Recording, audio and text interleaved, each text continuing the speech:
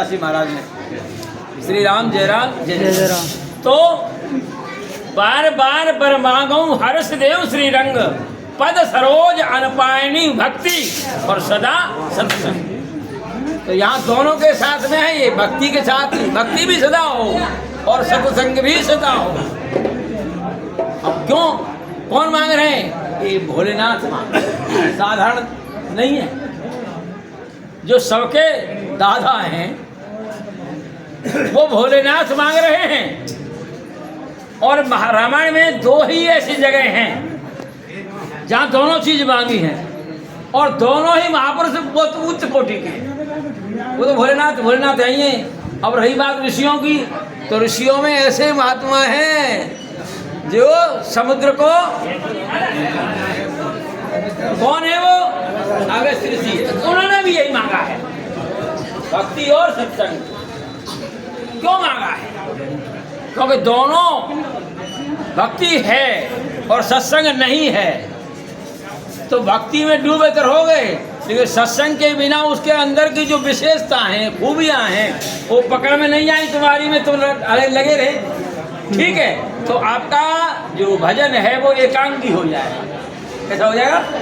एकांगी, एक अंग का, और दूसरा शब्द है एकांकी, एक अंग का।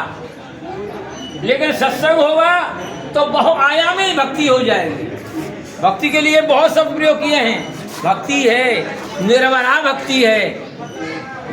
आया सुंदरकांड में, नान्या स्पृहा रघुपते हृदय अस्मदीये, सत्यम वदामि च भवान् अखिलान्तरात्मा, भक्तिं प्रेक्ष रघुपंगव निर्भरा में, कामादि दोष रहितं कुरु मानसं च। कौन सी भक्ति मांग रहे हैं? भक्ति प्रियच्छ रघुपुंगव। कौन सी? निर्भरा में, निर्भरा भक्ति।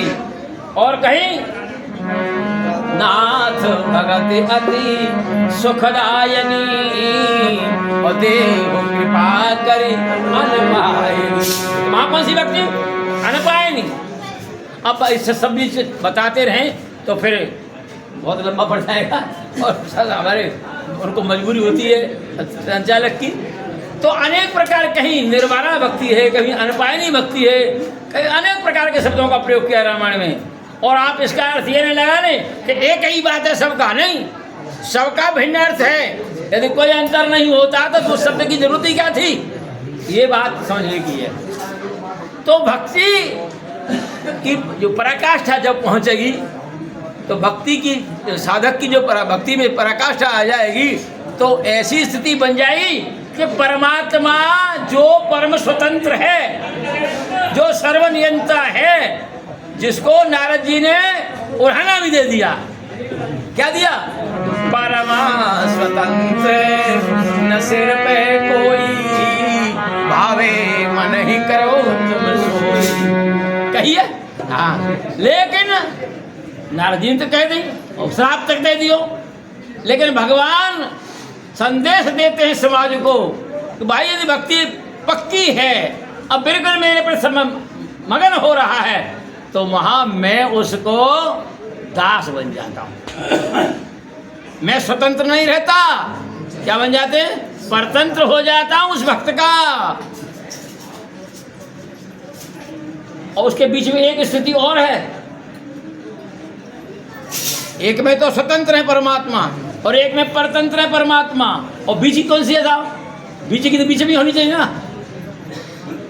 एक तो ये है कि ये भगवान यहाँ है, भक्त यहाँ है, और एक में भगवान भक्त होगा जहाँ, वहाँ भगवान होगा यहाँ। और बीच की कौन सी है? बीच की जी, बीच की कहाँ है? बीच की यहाँ लगे हमें कौन सी है? यो यथा माम प्रमज्जन्ते तांस तथे भजाम्यहम्। और यही है ना, यो यथा माम प्रमज्जन्ते। अर्जुन, जो मुझे जिस तरह से जैसे भजता है, मैं भी उसे उसी तरह से वैसे ही भजता हूँ। ये बराबर की बात आ गई। लेकिन अब पहले तो हम बराबर की छोड़ो, हम तो नीचे बारी पे ही ना पहुँच पा रहे, फिर आए बराबर की पे, और ऊपर आ गई कौन सी? जब भक्त के आगे भगवान मजबूर हो जाते हैं और ऐसे होते हैं। बस एक लाइन कह दें, दो एक लाइन।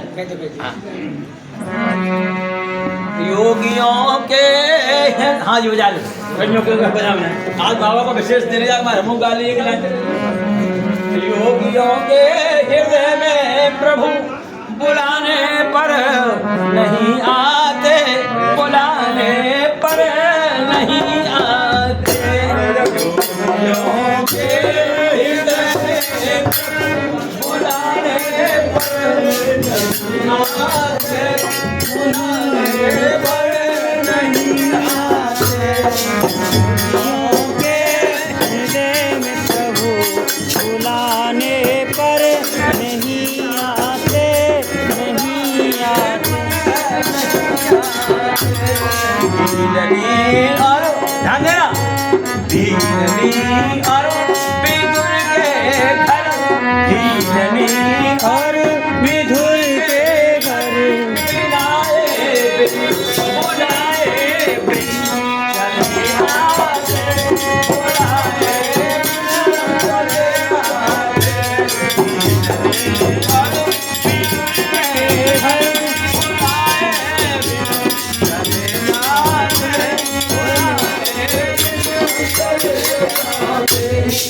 भगवान योगी ध्यान करते रहते हैं योग में ये भगवान आते ही नहीं मिलते ही नहीं लेकिन भिरनी के घर बिना बुलाए अपने आप पहुंच गए विदुर के यहाँ दुर्योधन सम्राट है उसके यहाँ भोजन नहीं किया कहाँ गए विदुर के यहाँ और वहां मांग के खा रहे हैं काकी कुछ है कुछ खाना पी भूख लग रही है ये क्या है ये प्रेम ही तो है इसलिए और ब्रज की तो पराकाष्ठा है बात चली थी ब्रज की गोपिका बस हो गया गोपिका छाछ मटकी पर गोपिका छाछ मटकी पर कन्हैया को नचा देगी कन्हैया को नचा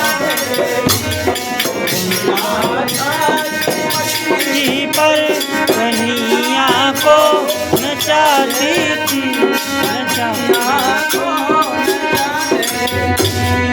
किसके वजह से प्रेम के बल से भक्ति के बल से भगवान नाचते हैं और गोपिकाएं तो दूंगी क्या दही मक्खन नाच भगवान नाचते हैं ऐसी है भक्ति ब्रज की इन्हीं शब्दों के साथ श्री राम